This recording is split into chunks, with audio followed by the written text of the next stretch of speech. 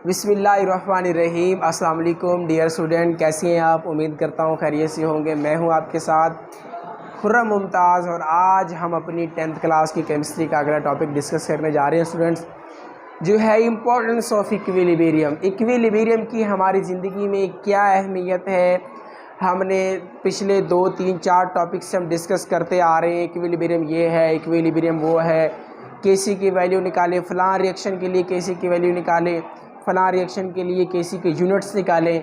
तो देखना ये है कि जब ये जो केसी है, जिसको अब इक्विलिब्रियम कांस्टेंट भी कहते हो स्टूडेंट्स, ये बेसिकली क्या है, इसकी हमारी ज़िंदगी में क्या इंपॉर्टेंस है, इसको यूज़ करके हम क्या कुछ पता कर सकते हैं, क्या पता लगा सकते हैं। तो आओ उसको हम आहिस्ता आहिस्ता डिस्कस करते हैं। बेसिकली इम्पोर्टेंस ऑफ केसी ये है कि इक्विलिब्रियम कांस्टेंट को यूज़ करके आप 2 काम बआसानी कर सकते हैं।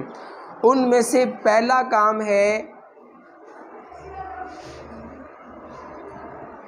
Prediction of direction of reaction. आप स्टूडेंट्स किसी भी रिएक्शन की सिमत मालूम कर सकते हो। अब सिमत मालूम करने से क्या मुराद है? सिमत मालूम करने से मुराद ये है स्टूडेंट्स कि reaction forward and reverse direction में मूव कर रहा होता है। अगर आपके पास इक्विलिब्रियम कांस्टेंट की वैल्यू आ जाती है, केसी की वैल्यू आ जाती है, तो you can find out the direction of the reaction. आपको पता चल जाएगा कि रिएक्शन फॉरवर्ड चल रहा है, रिवर्स चल रहा है, इक्विलिब्रियम की कंडीशन में कहाँ पे है, ठीक है, कितने रिएक्टेंट्स पड़े हैं, कितने प्रोडक्ट्स बने हैं, रिएक्शन मुकम्मल हुआ है या अभी शुरू हुआ है। ये सारी चीज़ें आप लोग फाइंड आउट कर सकते हैं। दूसरा, आप फाइंड आउट कर सकते हो एक्सटेंट ऑफ रिएक्शन। ठीक है, पहला हमारे पास है students direction of reaction, direction of reaction, और दूसरा आपके पास है एक्सटेंट ऑफ रिएक्शन। ये 2 चीज़ें आप लोग इक्विलिब्रियम कांस्टेंट की वैल्यू को फाइंड आउट करके आप गेन कर सकते हो। डायरेक्शन ऑफ रिएक्शन स्टूडेंट्स, मैंने आपको बताया कि आप पता लगा सकते हो कि रिएक्शन आपका किस डायरेक्शन में मूव कर रहा है। सेकंड, आप एक्सटेंट ऑफ रिएक्शन से मुराद है रिएक्शन की हद मालूम करना, उसकी जो है वो एक लीस्ट उसकी वैल्यू फाइंड आउट करना कि रिएक्शन जो है वो कितनी देर के अंदर प्रोडक्ट में कन्वर्ट हो जाएगा, या कितने रिएक्टेंट्स पीछे बचे हुए हैं, या कितने प्रोडक्ट्स बन चुके हैं, या इस वक्त जो है वो रिएक्शन किस कंडीशन के अंदर है। ठीक है, आप लोग स्टूडेंट्स फाइंड आउट कर सकते हो कि रिएक्शन किस हद तक जो रिएक्टेंट्स हैं वो प्रोडक्ट्स में कन्वर्ट होंगे, या कितने प्रोडक्ट्स जो हैं वो दोबारा रिएक्टेंट्स में कन्वर्ट होंगे। तो ये दोनों चीज़ें आप लोग फाइंड आउट कर सकते हो with the help of equilibrium constant. तो आज स्टूडेंट्स हम जो डिस्कस करने जा रहे हैं वो बेसिकली है डायरेक्शन ऑफ द रिएक्शन।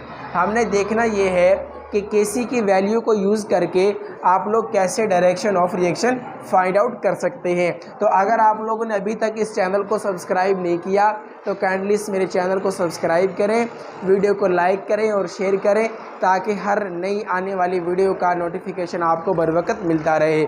तो स्टूडेंट्स, इस वीडियो को आपने पूरा वॉच करना है ताकि आपको इक्विलिब्रियम कांस्टेंट की जो इम्पोर्टेंस है वो आपको पता चल जाए। तो डायरेक्शन ऑफ रिएक्शन बेसिकली क्या है, इसमें हम क्या करते हैं कि इक्विलिब्रियम कांस्टेंट की वैल्यू को फाइंड आउट करते हैं, फिर एक रिएक्शन कोशेंट की वैल्यू को फाइंड आउट करते हैं, दोनों वैल्यूज़ का कंपेयर करते हैं, और आफ्टर कंपेयरिंग हम लोग आइडिया लगा लेते हैं कि रिएक्शन जो है वो किस डायरेक्शन में मूव कर रहा है। स्टूडेंट्स, सबसे पहले आपके पास मैं यहाँ पे एक एग्जांपल लिखता हूँ। ये मेरे पास है स्टूडेंट्स H2 एंड I2। जब ये दोनों मिलते हैं तो इनके मिलने से बनता है हाइड्रोजन आयोडाइड, और जब हाइड्रोजन आयोडाइड टूटता है तो इनके मिलने से रिवर्स रिएक्शन चलता है और दोबारा H2 एंड I2 बन जाता है। ये इस एग्जांपल को हमने 12 डिस्कस किया। ओके, तो यहाँ स्टूडेंट्स ये जो रिएक्शन है आपके पास, इस रिएक्शन के अंदर ये दोनों मिलके फॉरवर्ड रिएक्शन बनाते हैं, ये टूट के दोबारा रिवर्स रिएक्शन बनाते हैं। अब हमने इसके अंदर से इक्विलिब्रियम कांस्टेंट की वैल्यू फाइंड आउट करनी है। इसके लिए इक्विलिब्रियम की अगर कांस्टेंट की वैल्यू फाइंड आउट करें तो वो आपके पास आएगी Kc इज़ इक्वल टू, आप हमेशा प्रोडक्ट्स को ऊपर रखते हैं, HI इसका student square over H2 and I2। तो अगर हम इक्विलिब्रियम कांस्टेंट की कंडीशन में अगर हम हाइड्रोजन आयोडाइड, हाइड्रोजन और आयोडीन की वैल्यूज़ को पुट करें, ठीक है, तो इनकी वैल्यू आती है 57 इसकी जो है ना वो वैल्यू आती है। अप्रॉक्सीमेटली 700 केल्विन टेम्परेचर पे क्या होता है कि आपकी इस रिएक्शन के लिए जो इक्विलिब्रियम कांस्टेंट की वैल्यू आती है वो है 57। तो यहाँ पर आपने गौर करना है कि हमारे पास इक्विलिब्रियम कांस्टेंट की जो वैल्यू है वो 57 है। बुक वाले ने हमें वो चीज़ फाइंड आउट करके दी हुई है, हमें उसको फाइंड करने की ज़रूरत नहीं है। तो उसने बताया है कि जब ये रिएक्शन इक्विलिब्रियम की कंडीशन में होता है तो उस वक्त तकरीबन 700 केल्विन टेम्परेचर पर जो इक्विलिब्रियम कांस्टेंट की जो वैल्यू है 57 आती है। ओके, अब यहाँ पर हमने एक चीज़ और डिस्कस करनी है कि अगर हमें रिएक्शन की डायरेक्शन का पता लगाने का एक स्पेसिफिक पॉइंट होता है कि रिएक्शन एक तो इक्विलिब्रियम की हालत में ना हो, मतलब या तो इक्विलिब्रियम की हालत से निकल चुका है या उस सभी इक्विलिब्रियम कायम होने वाला है। मतलब अभी आपका रिएक्शन जो था ये 100 थे स्टार्टिंग में और ये बिल्कुल ज़ीरो थे, तो इनकी तादाद कम होना शुरू हो गई, ये होते होते 70 हो गए और ये बनते बनते 30 हो जाते हैं। स्टूडेंट, अभी इस रिएक्शन में 70 और 30 की रेशो में अभी यहाँ पर इक्विलिब्रियम कायम नहीं हुआ। तो ऐसी कंडीशन के अंदर अगर मैं निकालना ये चाहता हूँ कि इस कंडीशन में जब इक्विलिब्रियम की कंडीशन नहीं आई, अभी इक्विलिब्रियम कायम नहीं हुआ, तो मैं देखना ये चाहता हूँ कि जब इक्विलिब्रियम कायम हो जाता है तो Kc की वैल्यू 57 आती है। लेकिन अगर इक्विलिब्रियम कायम अभी नहीं हुआ, उससे पहले अगर मैं देखना चाहूँ या निकालना चाहूँ तो Kc की वैल्यू क्या होगी, तो उस वक़्त इक्विलिब्रियम की कंडीशन में वैल्यूज़ को पुट करके 700 केल्विन पर जब हम वैल्यूज़ पुट करते हैं तो 57 आंसर आता है। बट बिफोर या आफ्टर इक्विलिब्रियम अगर हम दोबारा वैल्यूज़ को पुट करें इंस्टेंटेनियसली, अगर किसी ख़ास पॉइंट पर जाकर हम वैल्यूज़ पुट करते हैं, सपोज़ करें कि इक्विलिब्रियम कायम होने से पहले जो हाइड्रोजन की वैल्यू थी वो थी स्टूडेंट्स 0.10 मोल डेसीमीटर पर क्यूब। ओके, उसके अलावा आयोडीन की जो वैल्यू थी फ़र्ज़ करें वो है 0.20 मोल डेसीमीटर पर क्यूब। और आपके पास जो हाइड्रोजन आयोडाइड है उसकी सपोज़ करें वैल्यू आपके पास है 0.40 मोल डेसीमीटर पर क्यूब। ये फ़र्ज़ करें कि ये मैंने उस वक़्त की वैल्यूज़ ली हैं जब इक्विलिब्रियम कायम नहीं हुआ था या इक्विलिब्रियम कायम होने से पहले या बाद में, मतलब इक्विलिब्रियम की कंडीशन में नहीं, क्योंकि इक्विलिब्रियम की कंडीशन में तो आपके पास वैल्यू है।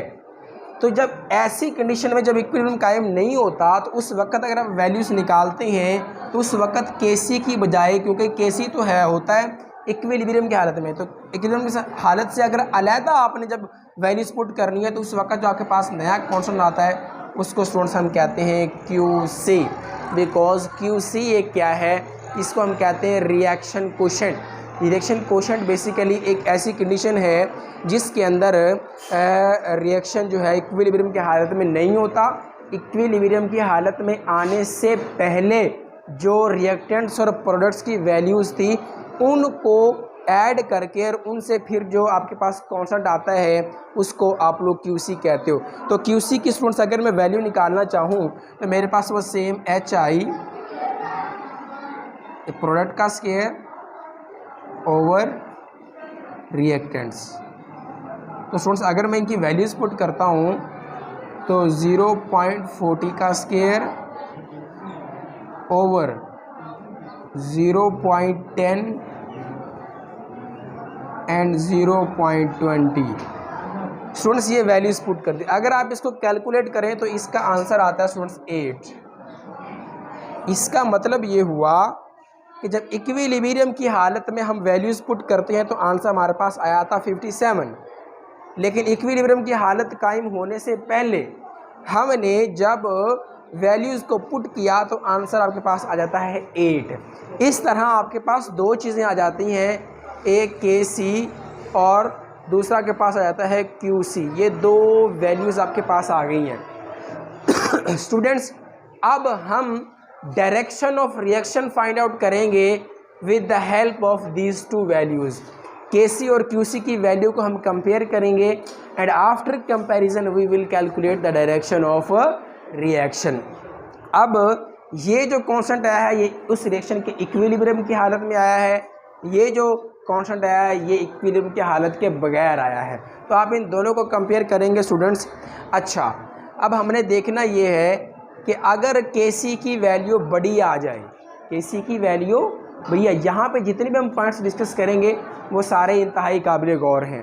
अगर KC की वैल्यू स्टूडेंट्स आपके पास ज़्यादा आ जाए, जैसे यहाँ पर KC की वैल्यू 57 है और यहाँ पर QC की वैल्यू 8 है, अगर जो है आपके पास KC की वैल्यू ज़्यादा आ जाए और आपके पास जो QC है उसकी वैल्यू आपके पास छोटी हो, तो ऐसी कंडीशन के अंदर रिएक्शन आपका फॉरवर्ड डायरेक्शन में मूव कर रहा होगा स्टूडेंट्स, फॉरवर्ड डायरेक्शन में। ओके, तो ऐसी कंडीशन के अंदर आपका जो स्टूडेंट रिएक्शन है वो फॉरवर्ड डायरेक्शन में होगा। आपने अगर गौर करें तो रिएक्शन की डायरेक्शन फाइंड आउट कर ली है। यही तो हमारा सवाल था कि हम इन कॉन्स्टेंट्स को यूज़ करके किस तरह से स्टूडेंट्स हम रिएक्शन की डायरेक्शन मालूम कर सकते हैं। तो याद रखना, अगर KC की वैल्यू ज़्यादा हो और QC की वैल्यू छोटी आए तो ऐसी कंडीशन के अंदर हम क्या करते हैं, ये एज्यूम कर लेते हैं कि रिएक्शन आपका जो है वो फॉरवर्ड डायरेक्शन में मूव कर रहा होगा। बट इन ऑपोजिट केस में अगर क्या होगा, अगर स्टूडेंट्स आपके पास जो QC है, QC की वैल्यू आपके पास बहुत बड़ी निकल आए, जैसे अगर यहाँ पे KC की 57 है और QC की 8 है, तो अगर इसका उलट होता, अगर QC ज़्यादा होता KC कम होता, तो ऐसी कंडीशन के अंदर अगर KC की वैल्यू आपकी थोड़ी निकल आए तो ऐसी कंडीशन के अंदर आप बिल्कुल समझ गए होंगे कि रिएक्शन आपका जो है वो रिवर्स डायरेक्शन में मूव कर रहा होगा जी। अच्छा, दूसरी कंडीशन, एक और हमारे पास कंडीशन है। अब हमारे पास दो तीन चीज़ें होती हैं। एक स्टूडेंट होता है फॉरवर्ड रिएक्शन, कि रिएक्शन आगे की तरफ चल रहा है। एक होता है रिवर्स डायरेक्शन, की रिवर्स भाई बहुत ज़्यादा मिकदार में प्रोडक्ट्स बन गए हैं, अब आपके जो प्रोडक्ट्स टूट के दोबारा रिएक्टेंट्स बना रहे हैं, रिएक्शन वापस आ रहा है, ठीक है। तो अब तीसरी कंडीशन और होती है जब दोनों की क्वांटिटी इक्वल आ जाए। सपोज़ करो कि KC और QC की वैल्यू अगर बराबर आ जाती है, मतलब एक दूसरे के करीब आ जाती है, कि अगर उसकी जो है वो 40 है तो उसकी भी जो ना 39 या 40 की राउंड अबाउट में आ जाए, या सिंपली अगर मैं कहूँ कि KC की वैल्यू अगर बराबर आ जाए QC की वैल्यू के, दोनों की वैल्यू बराबर हो जाए, तो ऐसी कंडीशन में हम क्या कहेंगे कि आपका जो रिएक्शन है स्टूडेंट्स वो इक्विलिब्रियम की हालत में है, इक्विलिब्रियम की कंडीशन में होगा। ओके स्टूडेंट्स, तो आज हमने ये सीखा कि KC एंड QC की वैल्यू को यूज़ करके हम किसी भी रिएक्शन की डायरेक्शन को कैसे फाइंड आउट कर सकते हैं, हमें कैसे पता चलेगा कि आपका जो रिएक्शन है वो फॉरवर्ड डायरेक्शन में मूव कर रहा है या रिवर्स डायरेक्शन में मूव कर रहा है या वो इक्विलिब्रियम की कंडीशन में आ गया है। तो ये मैंने आपको थोड़ा मेथड बताया जिसके अंदर हमने सीखा कि सबसे पहले आपने KC की वैल्यू निकाल ली है, उसके बाद QC की वैल्यू निकालनी है।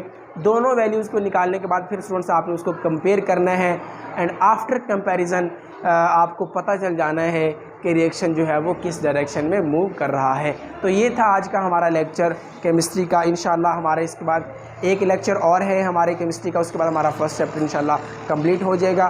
तो उम्मीद करता हूँ आप सबको ये समझ आई होगी। If you have any question in this lecture then you can ask in comment section. So इजाज़त दीजिए, अल्लाह हाफिज़।